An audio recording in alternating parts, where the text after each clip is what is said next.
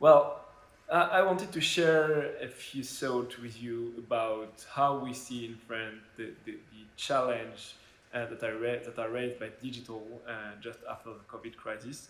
We are still in the middle of the crisis, but well, let's say that the confinement period have taught us some lessons. The first lesson that we have taken is the fact that digital has become a key, how to say, backbone of our society and our economy. It was true before the confinement, but this is even more true. And there has been an acceleration of the speediness of the spread of the digital all around the society, all over the society. This is true in economy.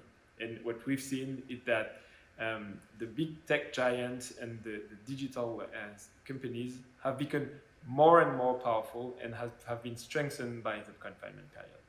This is a challenge for a lot of countries, but especially for Europe, because as we all know, today, the economy and the digital economy is dominated by two giants, which are the US and China. So we have to foster our economy, we have to foster innovation, we have to make new champions emerge in France, which is something that we have been laying the emphasis on for the past 3 to 4 years. And we want to be able to be at the table of that discussion around innovation. This is true about startups, this is true about technology, and this is why we need to invest, but I think this is a global challenge in key and critical technologies such as AI, quantum computing, or cybersecurity, and a lot of others. There is an ongoing competition in digital that forces us to foster the investment and the development of our ecosystem in technology.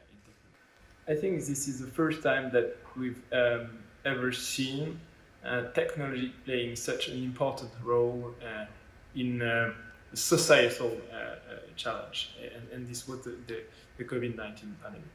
So we used technology to track people, we used technology to better understand the disease, for instance, by using AI, and this was the case all over the world. We tried to leverage technology in order to fight the virus better, and I think that there was some failure, but generally speaking, the feedbacks were really good.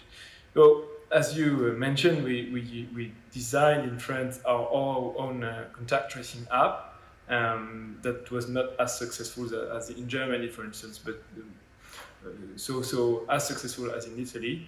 And this case is interesting. I do believe that we were right to develop our own contact tracing app because I think that healthcare policy should remain in the hand of government and not elected and democratically elected government, and not remain in the hand of private company. But this is a whole another debate. What is interesting in this debate around contact tracing app is that I think it embodies, especially in Europe, because the same it did not go the same way in Asia. It embodies the tension around technology that is used by people, but that can raise a lot of questions as far as its use is concerned, as far as the implication of the government, the commitment of the government is concerned. So I think that the main takeaway that I have from the debate around contact tracing app is that we have to continue to explain to people what the technology can bring to them, to their life. We see that in another domain, we have discussion and debate in Europe around the health impact and the environmental impact of the 5G technology. In France, we want to be able to develop it as fast as possible, but we cannot deny that there are debates within the society. So I think that we have to be aware of it, especially for those that are optimistic, like I am, and for those who believe in progress and technology.